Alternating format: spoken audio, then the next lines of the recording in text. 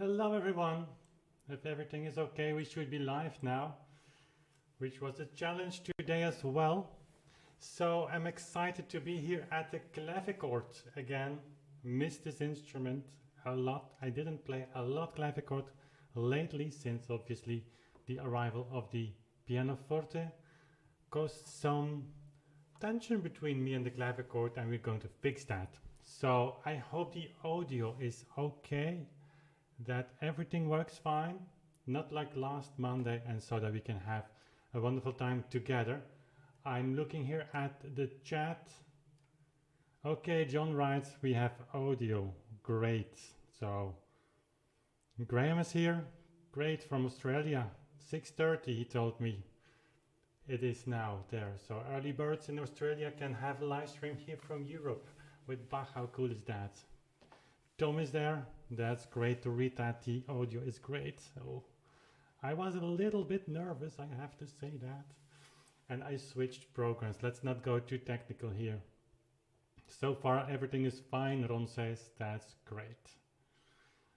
So I messed up a lot with the live streams lately, and it has all to do with new setups with the camera, the DSLR, that's now going to be of great use today because I can zoom in on my score. You will see that's the reason why it's positioned a little bit weird, a little bit higher.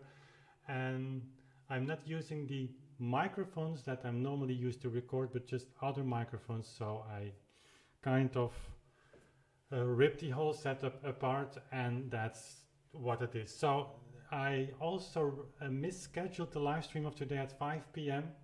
It should have been 8:30 because the live streams on the clavichord, we can do that much later. Evelyn is now in bed, but she doesn't mind because the clavichord will not keep her from sleeping. So for the time being, we try to have live streams at the piano Monday 5 p.m, Thursday 8:30 p.m. in the evening. And the evenings are a little bit more quiet here, obviously also for reason of our family. So we have all the time for ourselves, so to say. If something happens that I cannot do a live stream, I will have another video or a practicing session of that kind. I will see how the channel develops. But anyway, today clavichord, Sinfonias. I haven't finished this series on the Sinfonias, as I've written in that long video that I've uploaded a few weeks ago, which was a video with all the 13 sessions that we had back in 2016, early 2017 on the Bach Sinfonias. And so let's finish the Bach Sinfonias, that we have the invention and the Sinfonias together, and we can do a lot of things with that. Re-record the inventions and the Sinfonias, perhaps in the old 16th century chapel that we might be using this year more than last year, and of course make a recording for you on CD and vinyl later. Okay, that are we going to do. Let's see in the chat. Glenn is here. Lemonemi, great to have you. Raif, hope I pronounce your name correct, but I doubt. Antoine is here, great to have you. Francesco Gabri Tree, that's that's a name I cannot pronounce. It's a YouTube name, Gabri3L. So Raif, we're live streaming from Belgium. Katsuhiro, Francesco is here. Jonathan was here already. Was a chat in the live stream before we started. So because I misscheduled the live stream. Costas is here as well. KMG24, great to see you back here. And okay, Dak is here as well. So Anya's in the chat as always, and I will be focusing on the score. I will be zooming in here. There's the camera. It's a little bit strange position for me as well. And I haven't played this number 13 at all. I just went through it a few times just right before the live stream. What we're going to do is make fingerings. So we start by deciding which voices, and of course this is a 3-voice piece, so for the middle voice we decide whether the voice is being played with the right hand or the left hand. That's the first thing to do.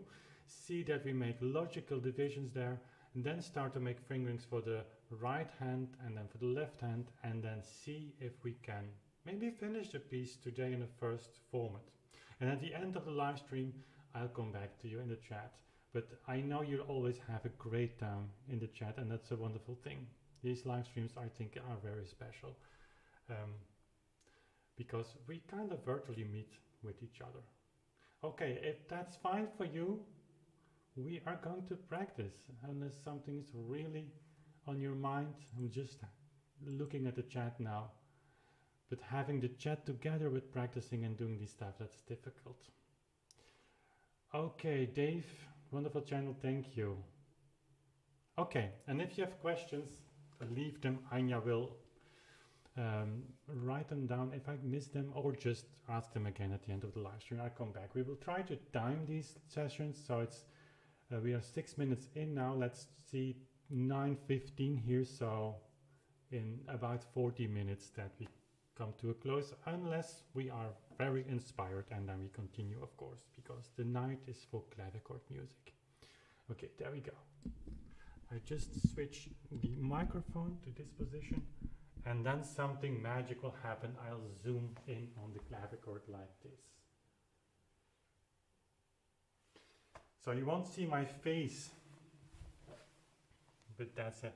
It's always difficult to have the score together with the keyboard, because the keyboard is going in this direction, the score is going in that direction, and actually I'm too tall to fit on a YouTube video. I don't fit into the square. So, okay guys, hope you see everything. And there we go. It's a beautiful piece. Well, that's maybe a silly remark on the Sinfonia of Bach. But oftentimes these inventions in sinfonias are being seen as, in the piano literature, as a little bit learning music. Small, short pieces, but they are incredible, ingenious pieces of polyphony and of technical requirement. And in fact, both the inventions and sinfonias are rather difficult. And I can tell because I've played all the partitas of Bach, which is actually seen as more difficult, and they are more difficult. But in a way, the inventions, two voices playing on a concert, is really tricky, and the all three voiced pieces are difficult. Okay, there we go. I just play very slowly, and so that my mind actually can process all the notes. I obviously haven't made fingering, and I'm just practicing, so to say, as if I was alone and not giving a presentation. Okay, there we go.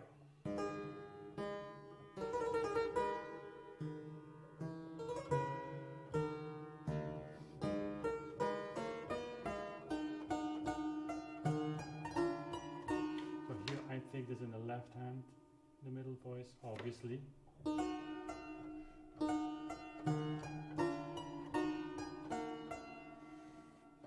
And then I have with this A the choice to have it in the right hand. As soon as I can take the middle voice with my right hand here, I think I should do that.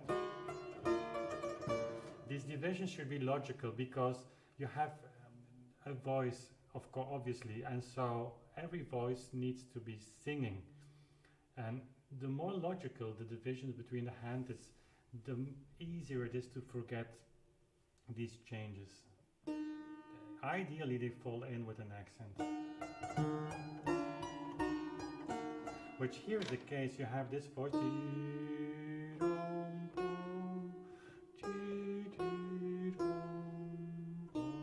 It's like 17th century music.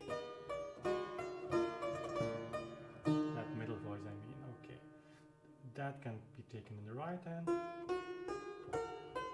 Also here, so I already have your 5-1. I know that I have to make an articulation here. So don't worry about leaving the E for the G, and just don't do something difficult. You just leave the E. And you see here one example how the fingering is actually helping you to build this piece in a musical way. I never have to think again on making here an articulation to make this accent on the give this accent in the right way.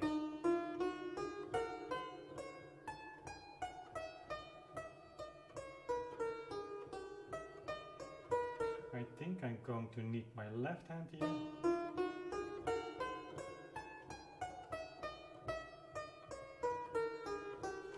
This will be taken in the right hand, I guess this is G sharp in the left hand.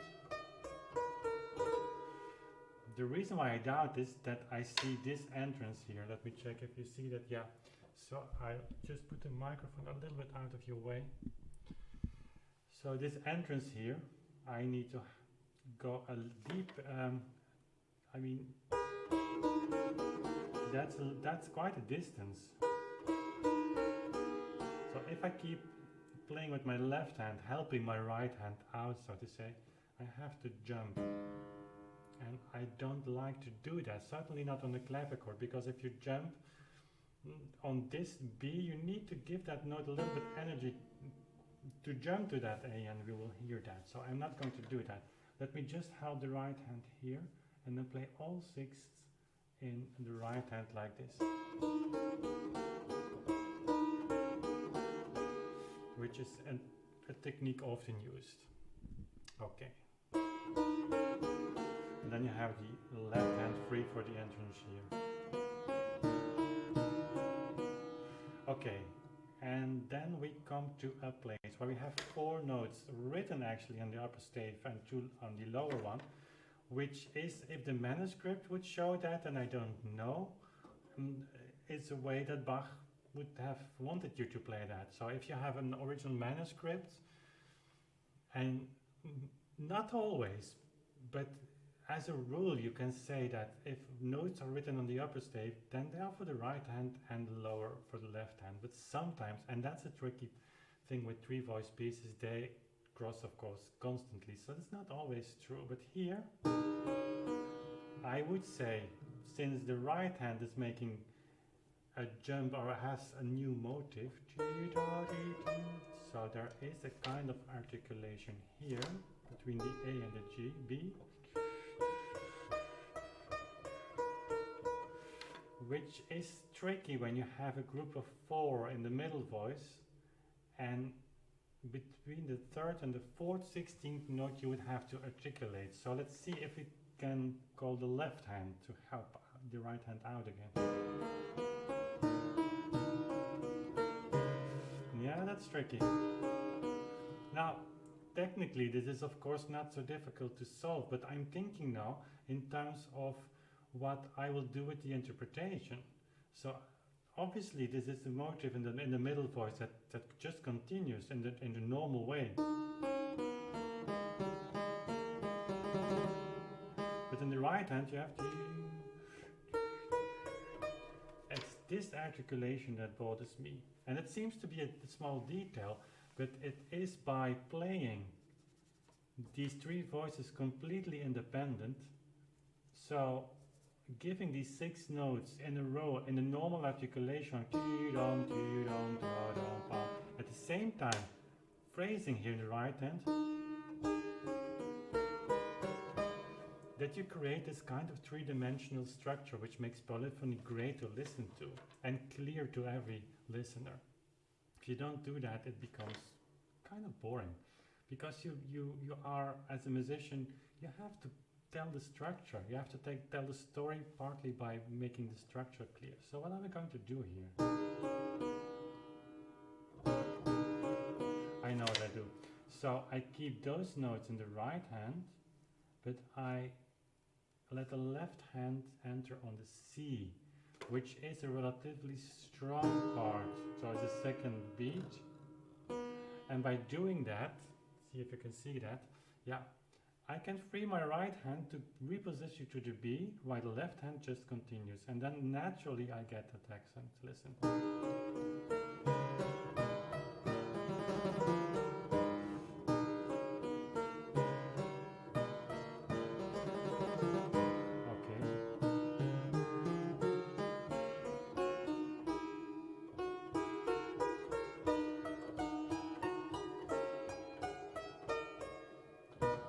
this seems to be fairly obvious, like that. That's a difficult jump because the B leads to the C and I have to jump in the left hand. Let's see if I can change it. Yeah, I'll change that. So I will take the last 8th note of the middle voice in the right hand.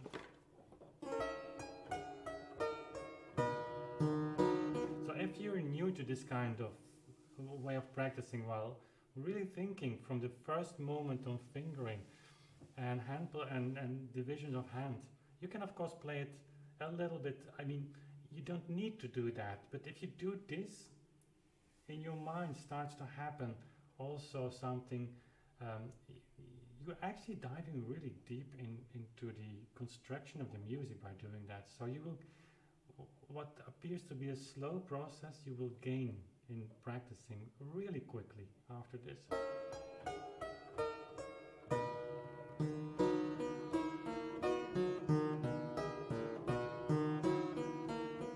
That's a strange passage actually. All C major.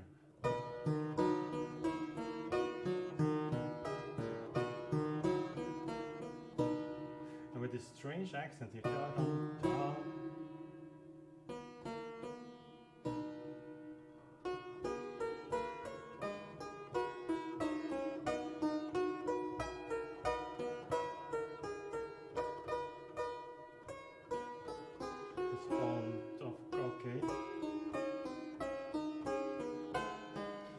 This is such a weird harmonic transition. It's beautiful, but it's on the edge. You have here a natural C and here C sharps.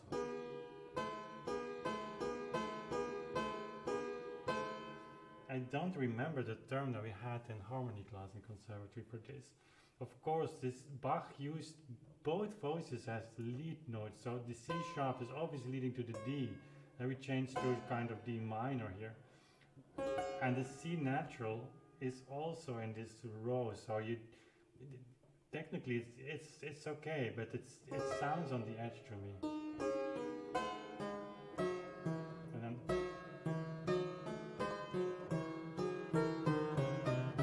but that makes it, of course, very interesting, and that's with Bach always the case. It's always doing something like not expected.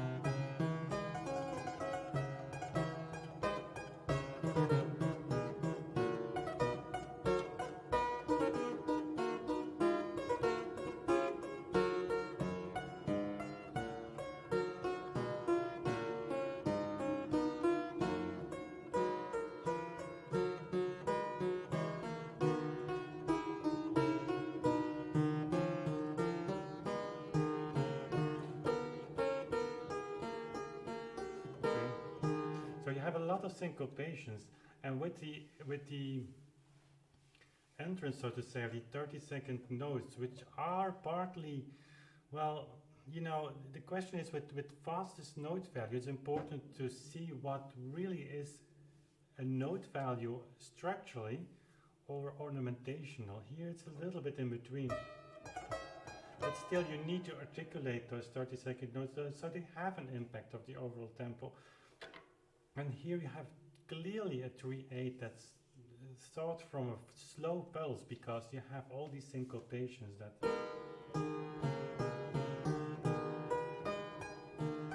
they influence the tempo in a way that the tempo goes down compared to what would be the normal tempo for that bar structure, for the time signature.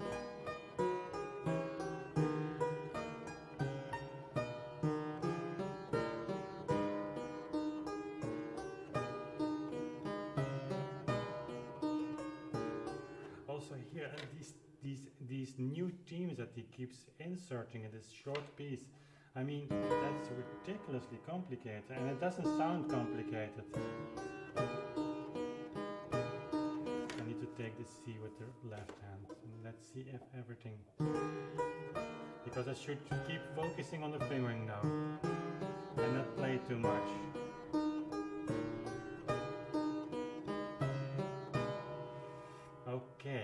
shall we do with that C? I can take it like this. On the Saxon Clavichord you can do that. Or shall we do it with the left hand? Let's try it with the right hand, and I do that because this is a motive that belongs together. So, well, no, not really actually.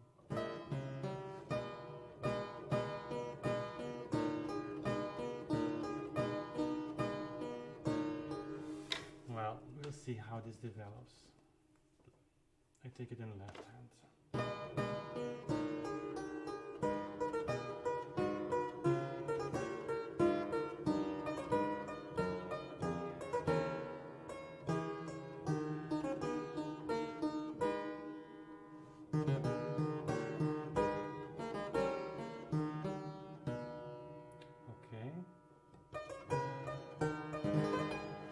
Okay, now that we have the division of the hands, so let's make a fingering. This should go rather quick now. Let's start with the left hand perhaps.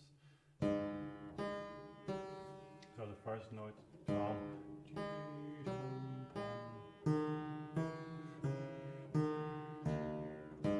you can take the fifth finger here again on the A, or just go to 2, it doesn't matter. I know my teacher Jacques Nootmessen used to do that a lot. Just jump to it. But I know if you play a concert you'll not do that. And always use the same fingering on the concert than when you're practicing. Your fingering is your guide when you're nervous. I give priority here at the middle voice, which is not a problem. So play the E, of course, with my fifth finger, and then I have to let go because I need to cross over here. You don't hear that. There's my right hand. 2, 1. G, second finger. Now it's right hand. Okay. Second finger on G sharp, and then we have the entrance here of the bass part. I need to be here with my fifth finger because I have to assist my right hand. That's no problem. And then I just move on with the fifth finger. I need to be with the second finger on the A because I don't want to have to move my first finger on the A, B. Meaning that I have to use the second finger on the G sharp. There goes my pencil. And on the A, which gives an accent, an articulation and an accent. So 1, 2 here. Just play until, and then 3. I don't like with Bach to use 1, 4. So he did that, I think, but it gives a kind of accent on the clavichord that I don't like. So I try to avoid that.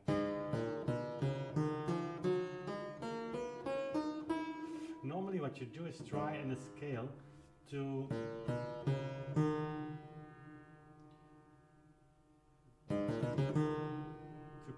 cross over fingers when you have an accent, but that's here not possible. Strangely enough, often these old fingerings, can you see my left hand? Yeah. So 3, 2, 3, 2. Often work really great still. So you know what? Let's try that. And we can go. That's the great thing of a pencil. You can change your mind. Yeah. The only thing is that in this cantabile style, which is a little bit more a legato style compared to what was before, it's not legato in the way we are playing legato on the piano. But if I use the old fingering, then you get a natural accent on the E. It's an articulation. Listen. It's nice for the G, but it's not nice for the E. So no, we're not going to do that. That's an important idea of thought actually, because probably it's not meant to be played with the early fingering here. This makes sense because this is a modern piece for Bach. He opens the way to the partitas, to the other style. Okay, let's do this, and here I have used my fourth finger after my first. We see how it sounds. Third finger on the E, and I go to the fifth finger. Okay. These lovely C major bars.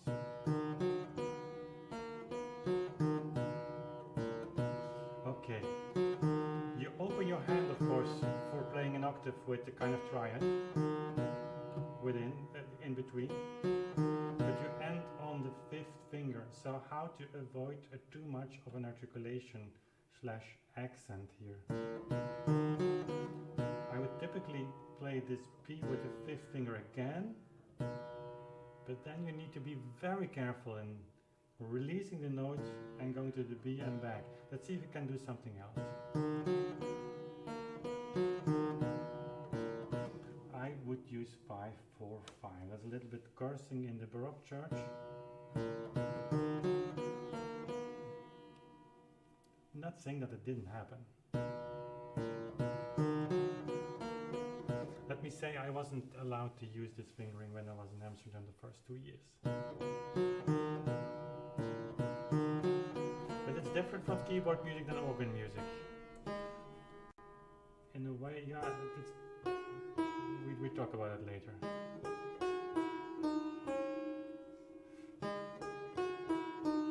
So here, I can do two things. So just play 1, 2, 3, 4, 5. I'm obviously missing one finger because I need to have the C here. So just go to the. I think this worked great because you have this syncopation motif here, which works fine. Which actually requires a kind of accent. You charge.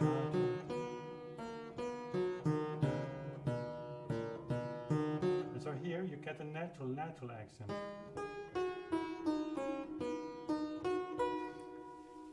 The art of playing like this, so to say, technically is to release the D very quietly and very gentle, not rush, because if you rush you get this.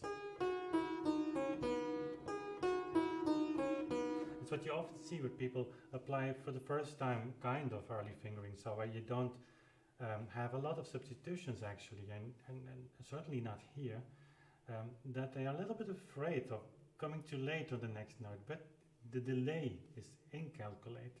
You need that. It's nice, listen.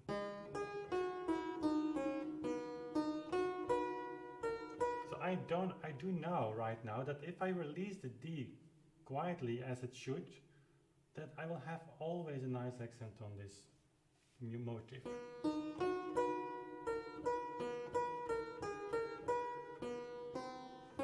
Okay, I go to 4 and I use my fourth finger again.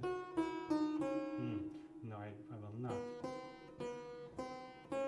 Just go to 3 and then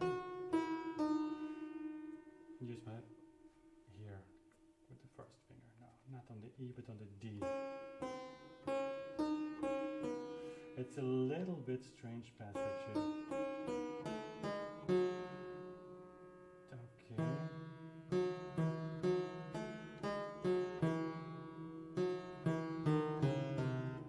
The same thing, ending on the second finger on the C sharp, on the fourth finger, and then going to the fifth finger with an accent.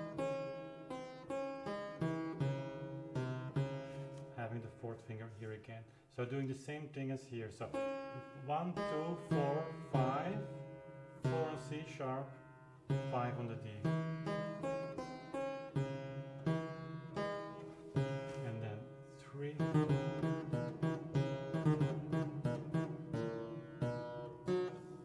I don't know yet how I'm going to articulate these. So if you can make them very short,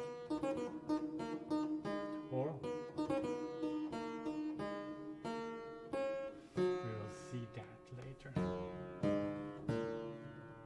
fifth fingers off, 5, 4, 5, go to 1, just do the same 5, 1, 1, 5, 1, 5. So no substitutions.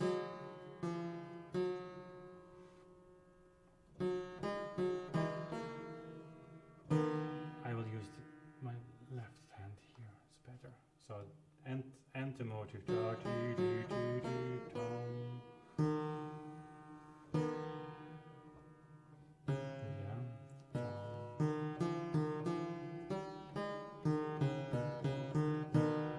3-5 is okay. 1-5, 1-3 it's okay. And then I have to be careful because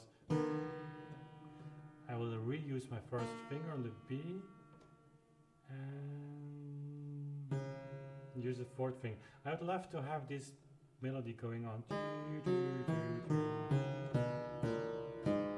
Symbolically, this is from heaven to earth.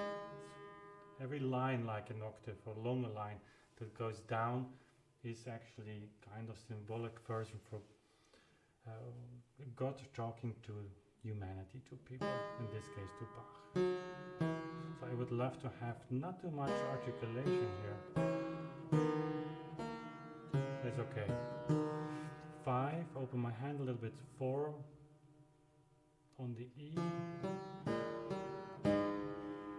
Okay. Then it's a little bit complicated. I need to assess my right hand. There's no other solution than I have 2 times the first finger,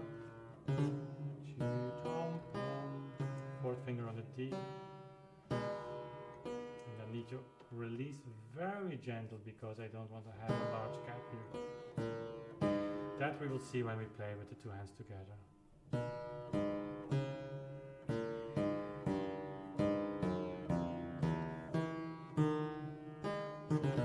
Third finger on the E, second finger,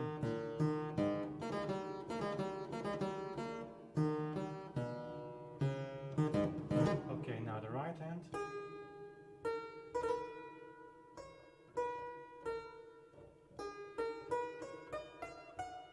Maybe I'm going to use my left hand at the same time, it's easier. So I can't talk when I have my pencil between my lips in my mouth. Okay, 1 and then we go. Then we go fourth finger on the F sharp and use the third finger. So that's kind of old fingering, but that works great here because you want to have an accent here. And obviously when it is in the higher range of the instrument, you can, everything you do is smaller than when you are in the bass, of course. So it wasn't possible to use here early fingering because of this accent that we didn't want to have. We do actually the same thing here with that early fingering, but I can play much more legato, baroque legato there. 4-1. I'm writing a little bit more fingerings than I normally would do, but that's, of course, we are doing it together now. So I keep my 5th finger as long as possible. Just use normal fingering here. First finger on the G. Release the E to go to the G. That's actually a very common figure for Bach. 4th finger on the B flat, it's kind of avant-garde in that time. 5th finger on the F, and then we go take over here with and then the B, this G sharp is taken with the left hand. And here I can actually play everything with the right hand from the start. And then we go 5, 1, 5, 1, 5, 4 on a G sharp.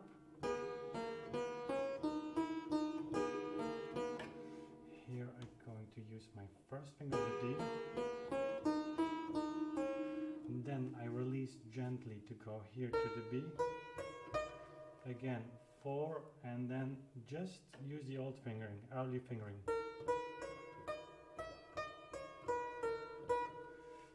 1, 2, and 5.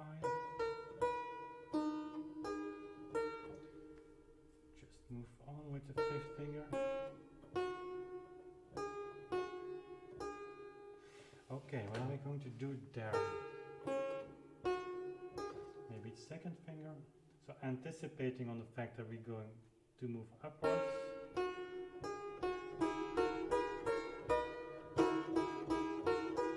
And don't do anything difficult here, just the thirds are played with 4/2. Release gentle. Gentle releases make it possible. On the piano and on the modern piano that's way more difficult, but still you can do that.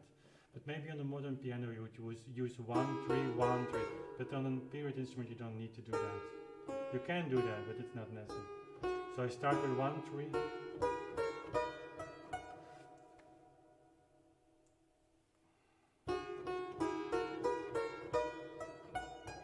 So you use your fingering, or the choice of your fingering, within the way of accentuation and articulation you want to. So if you want to have it more gentle, then you use 1.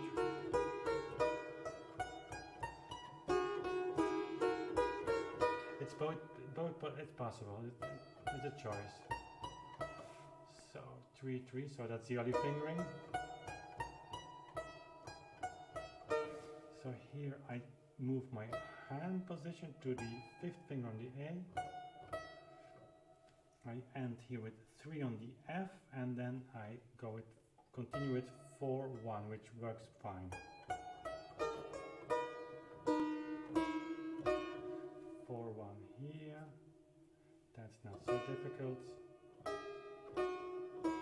Also here, 5/1, 5/1. Don't do things with substitutions. Release gentle and you have the right accent. Obviously you need that accent here because that's the second beat, so you have an accent there in the middle of the part. Again here, second finger.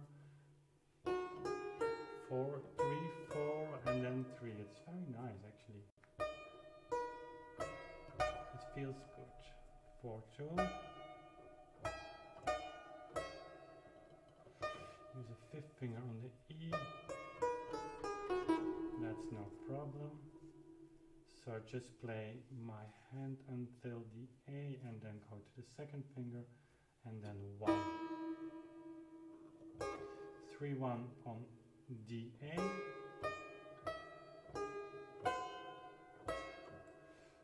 5/2. It's a little bit difficult because you have C sharp here and you don't want to play C is sharp, so C sharp in this case with a 1st finger. So that means that you need to come down with the 4th finger to the E, which is not a problem because you need a little accent there. Chom, chom. So, fingering is one of those things that's perhaps in our time a little bit underestimated how powerful this is. And obviously Bach must have been very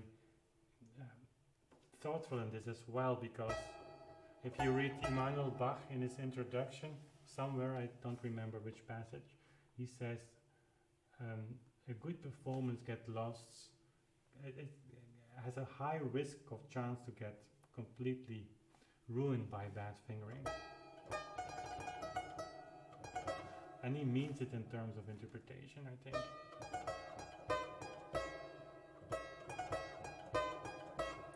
And he obviously learned that from his father.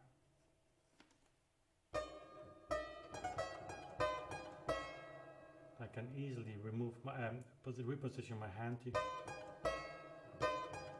So don't bother too much that you make the C sharp, which is an 8th note, shorter. You need to do that because the figure changes in the right hand, and so so I do reposition my hand completely. Also here, 1st finger on the G, then 1st finger on the C. So you have a gap, a jump, and it's nice. 5/3 here. I will use my 1st finger on the F sharp because that's too wide of a span, too big. So 5 on the D here.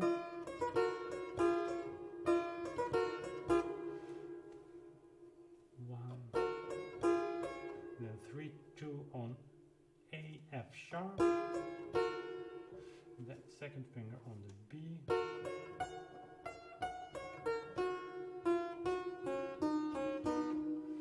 3-1 here. Yeah, what are we going to do here? Because here this ends on the G, but in a way it's the upstep for the new motive. So if I reposition now, let's do that anyway. So you will have an articulation here. I land here with my first finger, but I can use the second one on the same note. Maybe even the third one is better. Also here, fifth finger on the B, and we move with the fifth finger to the C. Don't use the substitution here.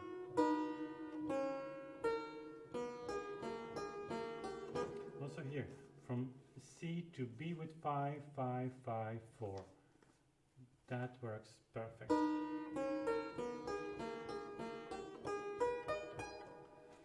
First finger.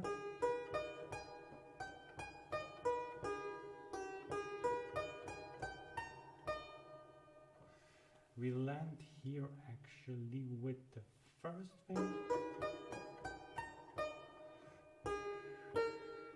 Also here, just release a note and have a nice accent or an articulation phrasing.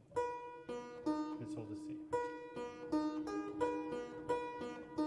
Here I need to use 2 times my first finger because I don't want to have this EA too much articulated. So I need to be very careful at the beginning.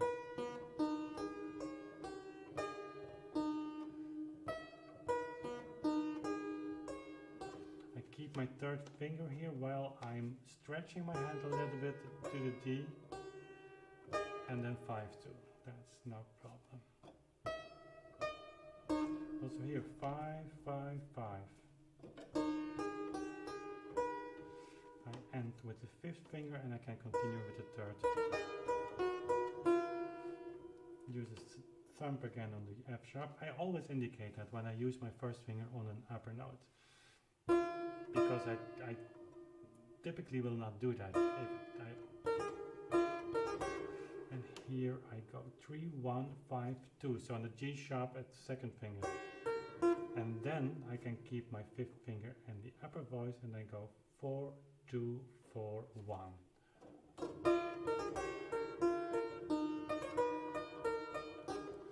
Second finger here, fifth finger. Fourth finger here.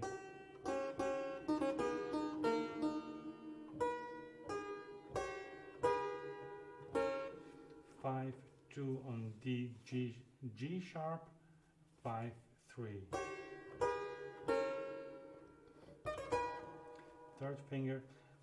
Technically you should be able to keep the B as an 8th note, but it's not really possible and it's not necessary because it doesn't sound anymore if you come there. So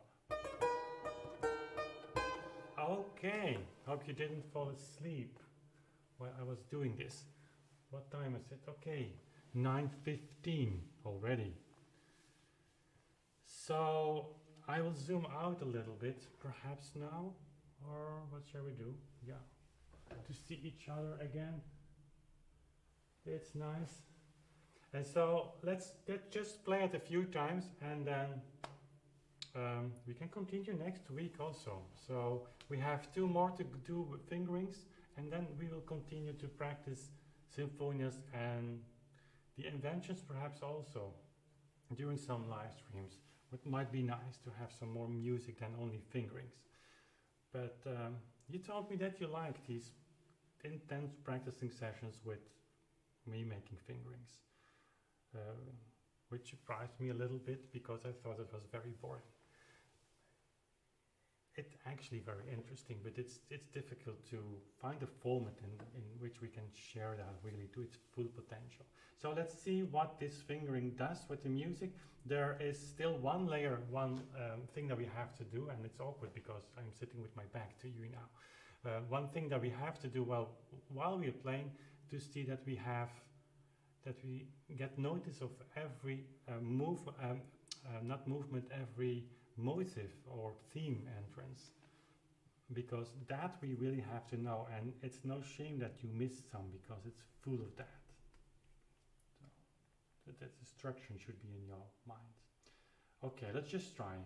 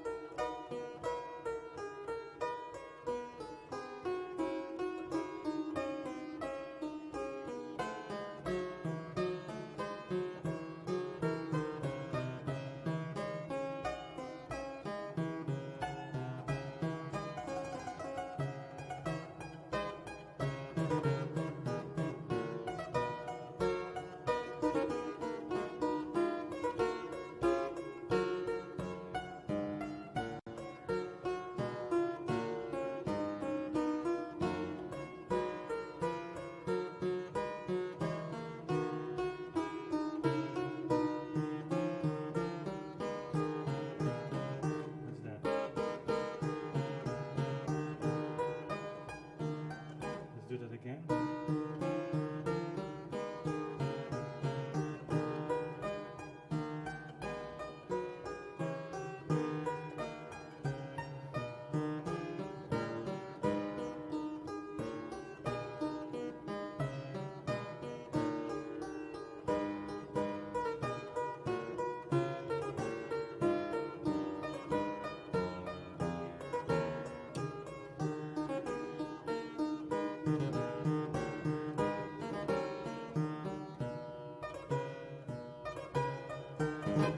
Okay.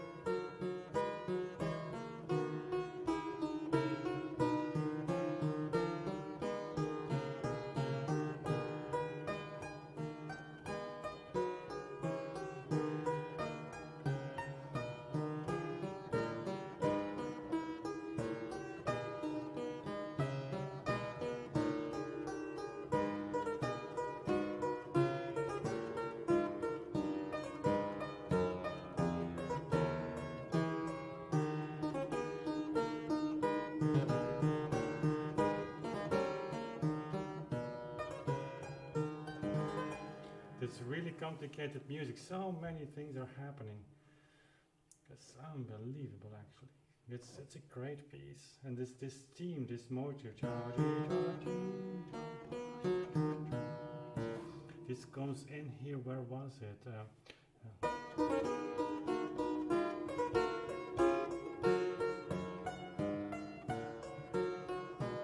See, oh, here. But here in the left hand, you have.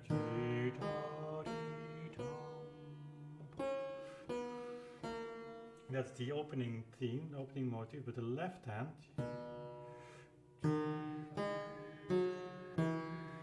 you really need to articulate here. Tom, rom, but not in the other voice. But you typically, if you have students, you will hear this. But that's not what you should do. That's difficult. Keep the middle voice legato, kind of legato, cantabile. And here you have the opposite. Rom, ti, rom.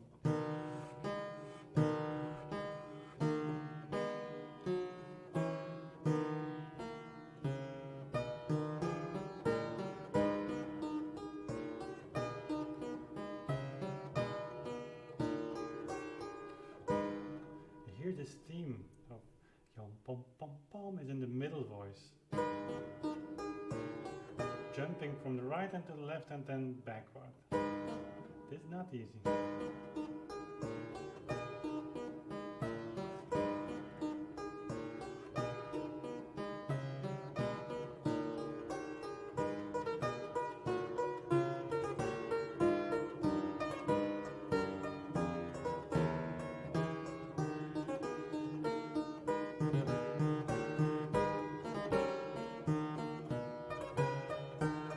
Let's do it one more time. It feels like a heavy 3/8, so chum.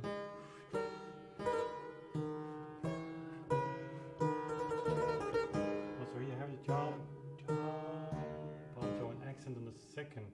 A little bit like a sort of poem there. I don't know if that's not typical for this piece, but it's that kind of feeling. Tom, tom, tom. It's not like a sort of poem, but you know what I mean. Also here, accent on 2.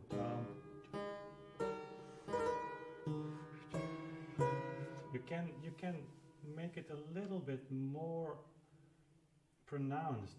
Like in the left hand, you have chom, chari, tom, chi, dum, pom, chi, dum, pom. So with an accent on the second beat. Not in the right hand.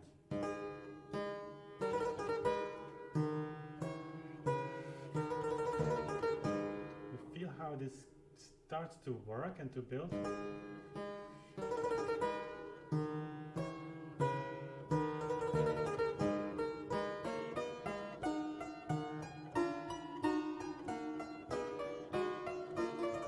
But now I have to do this, of course, in the bass voice again, but not in the middle voice. And strangely enough, Bach added a third voice, which needs another articulation. And if you don't do that, don't give these layers, these 3 layers, its own individual articulation, then this piece becomes one block, so to say, a little bit difficult to consume, if I may say it like that, as for a listener.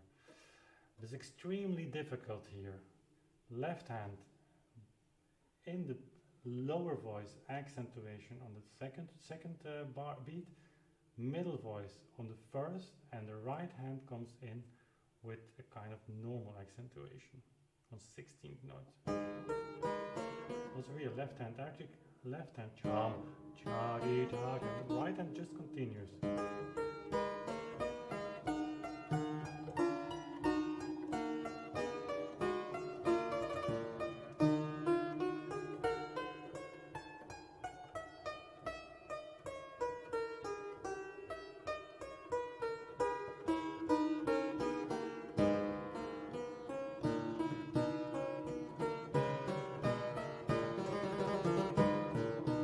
Beautiful here. The left hand comes in with the theme, and then you have the right and the middle voice, ta ti da ti da da, and the right hand literally takes that over. Ta ti ti ti. In a fugue, this wouldn't be barely possible, but in the Sinfonias, it's possible just to imitate in the octave. But it's so nice. It feels like, okay, I've heard you. I'll cover you. I go with you.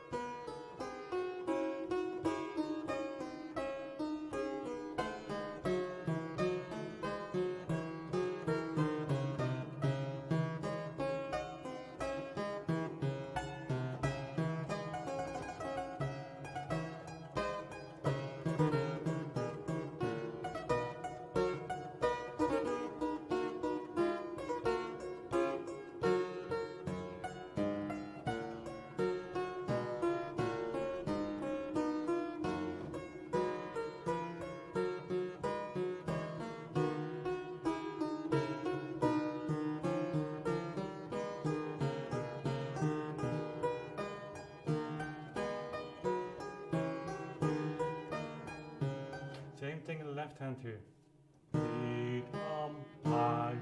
So accentuation 2 and 3 and 2 and 1 simultaneously but differently in one hand.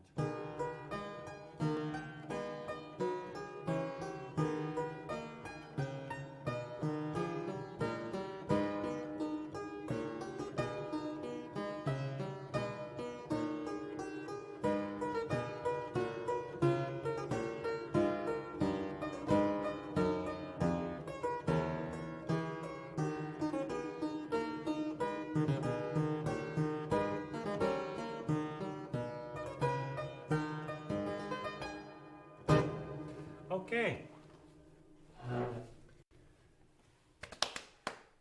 56 minutes. How well is this timed? Oh, here's my microphone. Okay. Let's hang out a few more minutes here. If you want to ask me something, anything, maybe related to the Sinfonias, but it doesn't matter. So,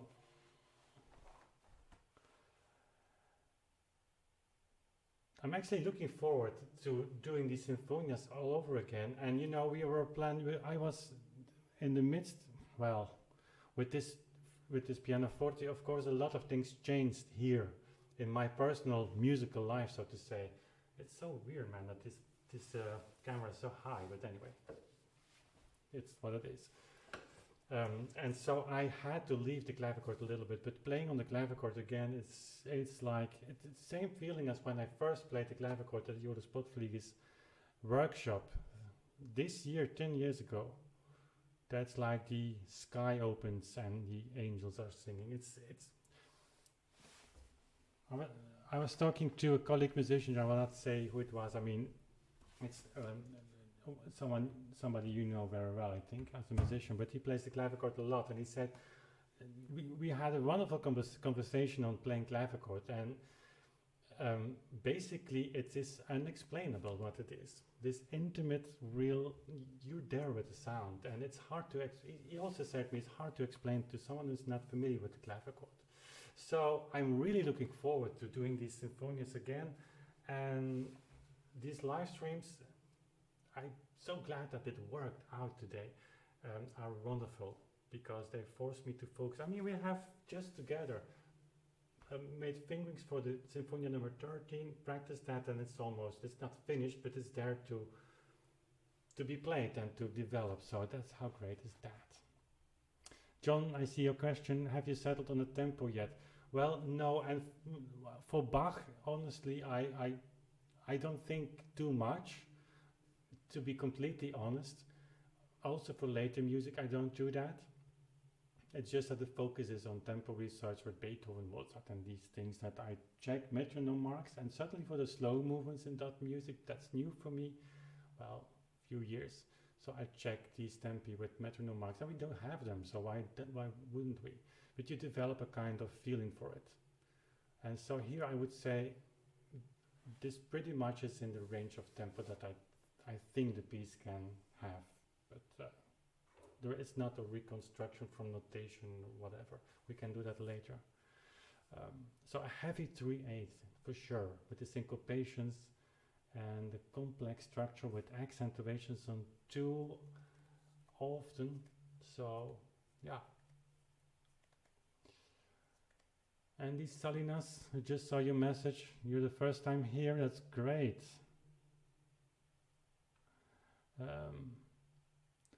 Well, Anya's saying it's snowing in Belgium.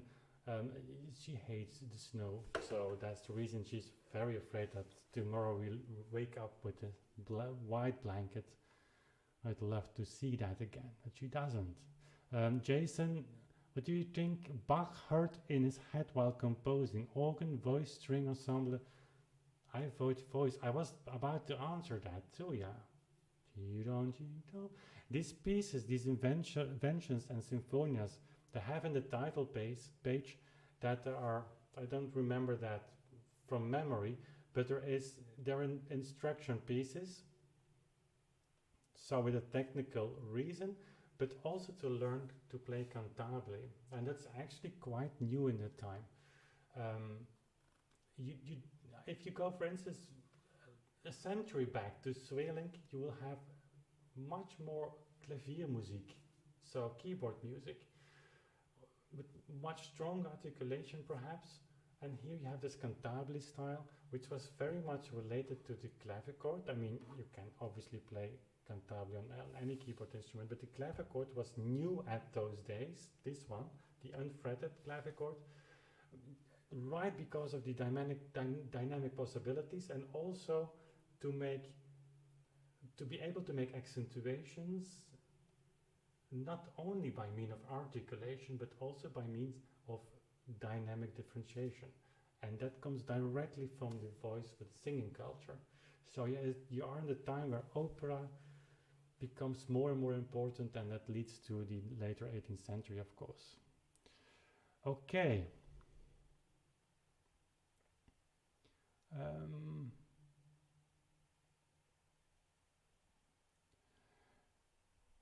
So I see that the word lute, Paltieri, perhaps you are a lute player, that would be wonderful. Clavichord and lute, I think, is very, very, very close to our family, so to say.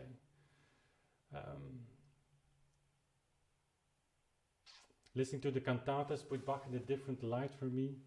Yeah. It's amazing how a composer like Bach in the 19th century was pictured as being rather conservative, while he was perhaps one of the most progressive. Every composer was progressive. No, they didn't look back in those days, but these sinfonias and inventions are really new music for that time.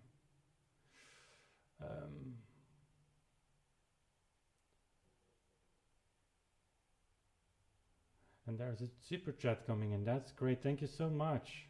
That's a new feature for our channel.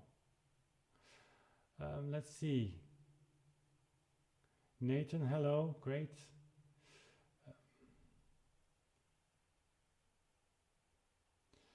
Let's go back in your questions. And Anya, if she has written a question, she can type it in also. Okay. Anyway, I hope you liked this session as much as I did. I'm really happy that we didn't have any technical issues here. So Monday, if everything is okay, we will sitting back here at the Frenzel, and I will redo that Adagio, because we need to have it on the channel, because it's such a great piece. And it was pity, I took the video down because of reasons of technicality. What's that for a word? But we will redo that. So Monday 5 p.m. Belgian time, which is 11 a.m. Eastern time, hopefully sitting there. The live streams are announced on the homepage of YouTube. So if you go there, they're on top 1 week up front, they're announced. So if you click on them, you can actually also put a notification in for the live streams. And again, sorry for this one today. I've scheduled that at 5 p.m. It wasn't meant to be live at 5 p.m. So I will check carefully that the dates are correct and the hours are correct. Live streaming is really, really difficult. It's easy when you take your phone or just have a simple webcam. But if you want to have a good quality audio for the instrument and a good image quality and mix that together, well, I think it's challenging. But we need to do this like this, because it wouldn't make sense to stream this from my phone or from a webcam, because the clavichord would sound awful. Okay, thank you guys. If you're here and if you're new and you wouldn't have subscribed already, I would be very grateful if you did, and also hit that bell icon. There is a notification system on YouTube. They're working on that constantly. It doesn't work always, as I have read and also understood, but that's the best way to not miss any live streams or videos that we are doing in the future.